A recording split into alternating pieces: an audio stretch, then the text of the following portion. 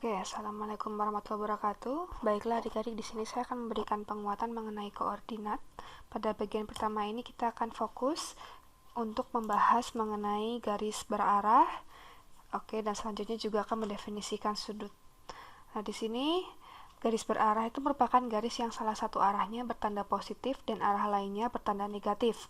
Arah positif ditunjukkan oleh kepala panah. Jadi kalau kita lihat di bagian gambar di sini, ini untuk yang positif ditunjukkan arahnya adalah ke kanan. Nah, indikasinya adalah tanda panah ini.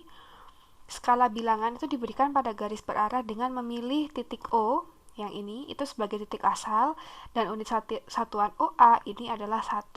Berarti kalau kita ingin menghitung OB, kita lihat ada berapa skala, 1, 2, 3, 4, maka OB ini adalah 4. Dan arahnya positif ke kanan. Sedangkan untuk yang ke OC ini kita lihat dia 2 satuan ke kiri sehingga OC ini adalah minus 2. Nah, sekarang kita akan lihat pembentukan sudut pada koordinat ya. Jadi di sini ada sistem koordinat rektanguler yang merupakan bidang berisi ada 2 garis bilangan, ada 2 skala bilangan yang disebut sebagai sumbu. Nah, salah satunya adalah yang horizontal dan yang lainnya adalah vertikal, dan titik potongnya ini yang disebut sebagai titik asal skala. Lalu, kalau kita lihat, kita mengambil sebarang titik, ada beberapa titik P di gambar ini, ada 4 pada bidang. Nah, ini jarak berarahnya ini disebut sebagai koordinat sumbu. Misalnya ini ada R ya jaraknya, maka X, Y ini adalah koordinat. Nah, X ini yang dikenal sebagai absis atau koordinat bagian X dari suatu titik P yang merupakan jarak berarah dari BP ya, dari di sini ke sini, yang kalau misalnya kita proyeksikan ke sumbu utama itu adalah OA. Kemudian koordinat Y atau ordinat merupakan jarak berarah AP.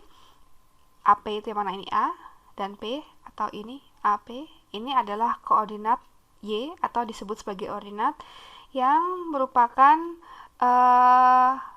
proyeksinya ke sumbu Y.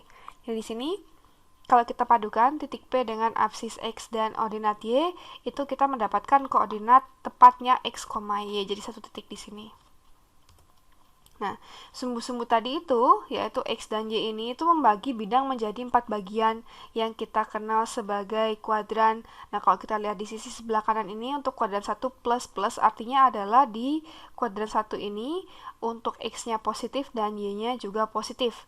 Di kuadran 2 ini min plus, artinya X-nya itu negatif, Y-nya positif. Untuk kuadran 3 itu, ini bukan emoticon ya adik-adik, ini min, artinya X-nya itu negatif, Y-nya juga negatif. Untuk yang keempat ini adalah plus minus, artinya X-nya plus, Y-nya negatif. Nah, jarak untuk menentukan jarak, misalnya di sini ya, P gitu. Untuk menentukan jaraknya itu kita menggunakan persamaan Pythagoras, yaitu R sama dengan akar X kuadrat plus Y kuadrat. Ini kan kalau adik-adik lihat, R-nya ini kan membentuk bidang miring ya. Bidang miring, kemudian di salah satu sisinya ada X dan sisi yang lain ada Y. Nah, ini kan kita bisa tentukan jarak R ini menggunakan Pythagoras, yaitu R sama dengan akar X kuadrat plus Y kuadrat. Oke, kita coba untuk mengerjakan latihan soal ya. Untuk slide ini, saya akan mencoba mengerjakan yang A. Nanti silakan dicoba yang lainnya. Di sini yang diminta adalah menentukan nilai R dari A 1,2 juga menggambarkannya. Nah, ini sederhana sebetulnya. Jadi belum terlalu rumit. Kita bisa menggunakan, oke, saya punya A 1,2. Berarti nanti silakan digambar menggunakan milimeter block. Jadi di sini saya hanya menggunakan Microsoft Whiteboard ya.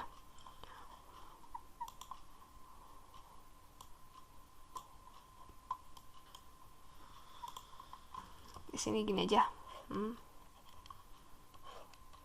X, Y. Nah, kalau kita lihat ya, panah X-nya itu kan ke kanan. Ini berarti semakin ke kanan, X-nya itu semakin positif. Sedangkan untuk Y, panahnya ke atas, berarti yang semakin ke atas dia semakin positif. Di sini kita punya 1,2. Artinya 1 itu adalah absisnya, 2-nya adalah ordinat. Jadi kita tarik dulu 1,2, 1 di sini, 2 di sini. Kita teruskan. Nah, titik potong ini itu adalah titik A 1,2.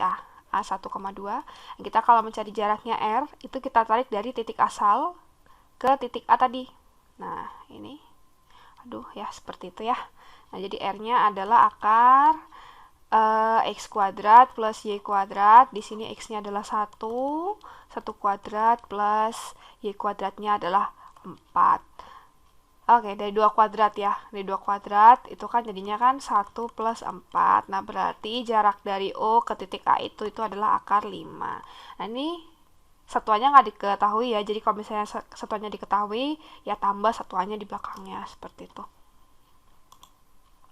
Oke, kita lanjutkan. Nomor 2. Nah, tentukan koordinat P yang hilang dari deskripsi berikut. Nah, di soal 2ABC ini adik-adik hanya diberikan salah satu dari dua penciri koordinat, absis atau ordinat, dan jaraknya. Nah, di sini saya akan membahas yang C, karena A dan B itu menurut saya sudah sangat detail ya. Adik-adik bisa mencoba, udah jelas itu untuk yang ada koordinat pertama, yang kedua itu adalah koordinat ketiga. Nah, untuk yang C, ini kan tidak ada keterangan spesifik entah di koordinat pertama, kedua, ketiga, atau keempat. Nah, ini kita coba. Y-nya min 2, R-nya 2. Nah, oke, saya coba ngerjakan yang 2C. Nanti adik-adik coba yang A sama B ya. Y-nya itu tadi min 2, R-nya itu 2. Nah, betul nggak? Coba sih. Ya, betul. Min 2 dan 2. Nah, berarti kayak gini. Itu kita gambar terlebih dahulu kuadran-kuadrannya. Ini kan kuadran 1, 2, 3, 4. Nah, itu Y-nya itu kan negatif. Y-nya itu negatif berarti kalau ada dua kemungkinan, yaitu kalau tidak kuadran 3 ya kuadran 4. Ya, kita selesaikan untuk kedua kemungkinan ini. Yang pertama, untuk kuadran 3 berarti selain Y-nya yang negatif, X-nya juga negatif ya. Berarti kalau kita pakai persamaan Pythagoras tadi, R sama dengan akar X kuadrat plus Y kuadrat. Ini berarti kalau kita mau cari X-nya, ini kan R-nya dikuadratkan dulu. X kuadrat plus Y kuadrat. X-nya kita pindah ruas karena yang dicari.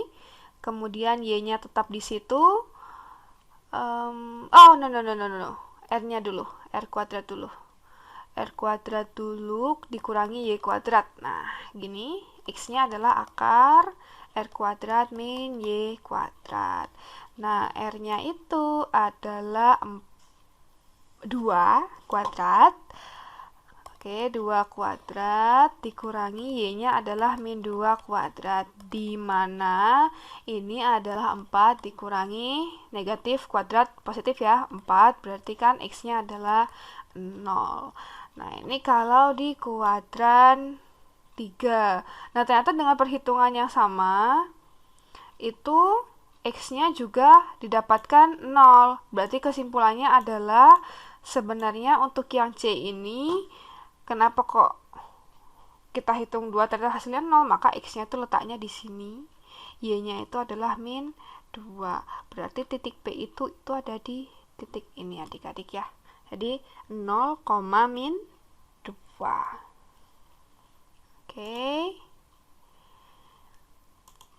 Oke, silakan coba dikerjakan dulu untuk yang 1 BCD dan nomor 2 AB. Nanti kalau ada kesulitan, kita diskusi seperti biasa di kolom komentar. Saya harap semuanya bisa berpartisipasi ya, jadi tidak hanya 1-2 mahasiswa yang berdiskusi. Oke, sampai jumpa di bagian 2.